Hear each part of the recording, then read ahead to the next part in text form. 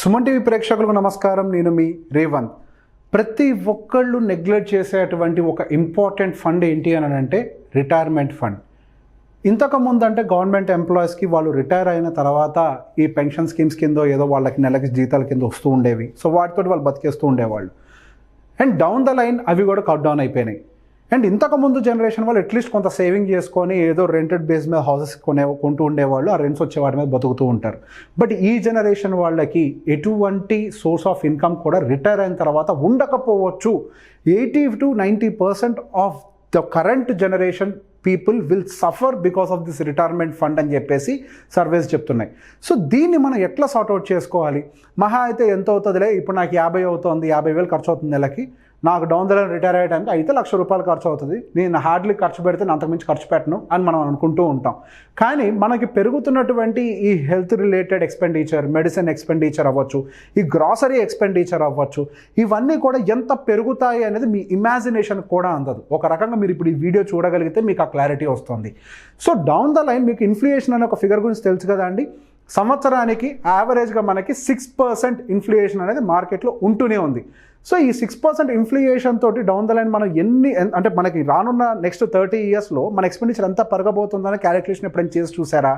So దీనికి సంబంధించి ఒక చిన్న క్యాలిక్యులేషన్ చేసే ప్రయత్నం చేద్దాం. సో చిన్న ఎగ్జాంపుల్ మాట్లాడుకుందాం. మన చిన్నప్పుడు అంటే నా ఏజ్ గ్రూప్ వాళ్ళ చిన్నప్పుడు హార్డ్లీ ఒక సమోసా కొనాలి అని అంటే 25 పైసలు ఉండేది. ఇప్పుడు ఒక సమోసా కాస్ట్ ₹5గా మారింది. ఒక కేజీ రైస్ కొనాలంటే గట్టిగా ₹10 ఉండేదేమో, ఇప్పుడు సుమారుగా ₹60 అయింది. అంటే ఎన్ని టైమ్స్ మనకు పెరిగిపోయింది? ఇప్పుడు నా వయసు సుమారుగా 30 ఏళ్ళు. అంటే ఎన్ని టైమ్స్ పెరిగితే మనకు అంత పెరిగింది? గవర్నమెంట్ లెక్కల ప్రకారం ఉన్న ఇన్ఫ్లేషన్ 6%. అంటే కరెంట్ మార్కెట్లో రియల్ ఇన్ఫ్లేషన్ అనేది చాలా ఎక్కువగా ఉంది.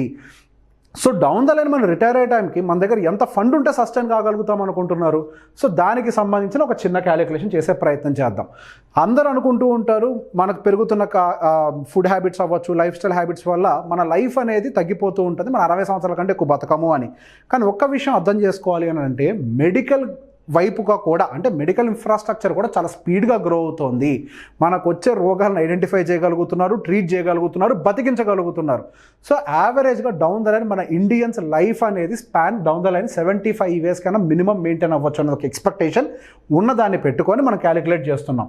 సో మనం ఏంటి గవర్నమెంట్ లెక్కల ప్రకారం యావరేజ్గా 6% తోటే జస్ట్ మనకి 6% తోటే ఇన్ఫ్లేషన్ పెరుగుతుంది అని అనుకుని క్యాలిక్యులేషన్స్ని మొదలు పెడదాము. సో ఇప్పుడు ప్రజెంట్ సుమారుగా ₹50,000 నెలకి ఎక్స్పెండిచర్ ఉందనుకోండి. మీ వయసు 30 సంవత్సరాలు, మీ ఎక్స్పెండిచర్ ఇప్పుడు మార్కెట్లో ఉన్న దాని ప్రకారం ₹50,000. మీరు రిటైర్మెంట్ ఏజ్ ఏంటి? 60 ఇయర్స్. 60 సంవత్సరాలకి మీ ఎక్స్పెండిచర్ మంత్లీ ఎంత ఉండబోతుంది అనుకుంటున్నారు?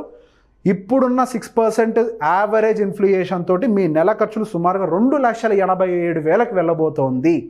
ఇంత ఎక్స్పెండిచర్ని రిటైర్ అయిన తర్వాత ఇన్కమ్ లేకుండా ఎలా అచీవ్ కాగలుగుతాం?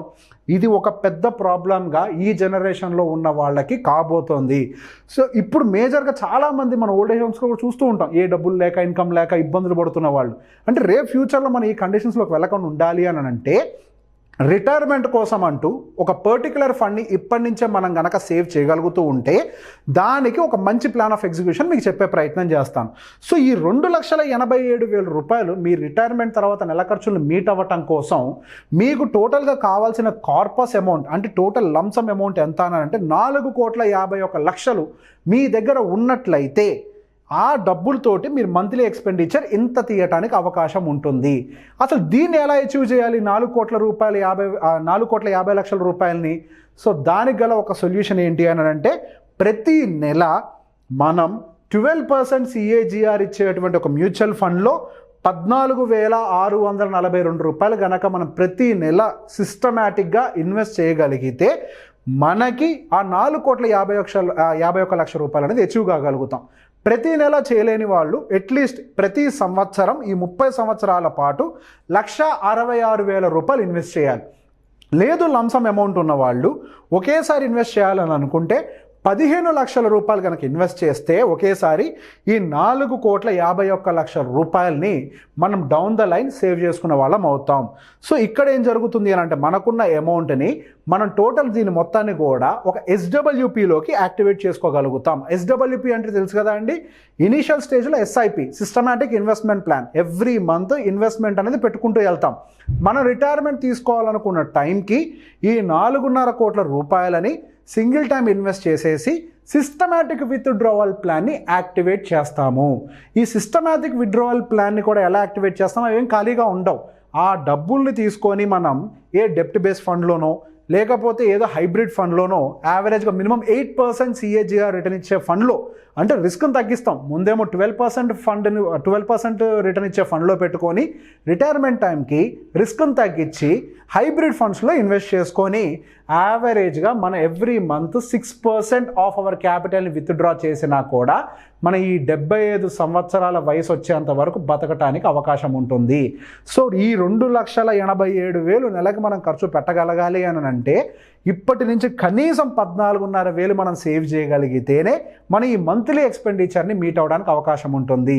ఈ టైప్ ఆఫ్ ఫండ్ గనక ఎవరైతే ప్రిపేర్ కారో నమ్మండి, రానున్న రోజుల్లో ఈ వృద్ధాశ్రమాలు ఖచ్చితంగా పెరగబోతున్నాయి. మనం వాటిల్లో ఇబ్బంది పడాల్సిందే. దానికి కావాల్సిన చిన్న ప్లానింగ్ ఈ సిస్టమాటిక్ ఇన్వెస్ట్మెంట్ ప్లాన్ మాత్రమే.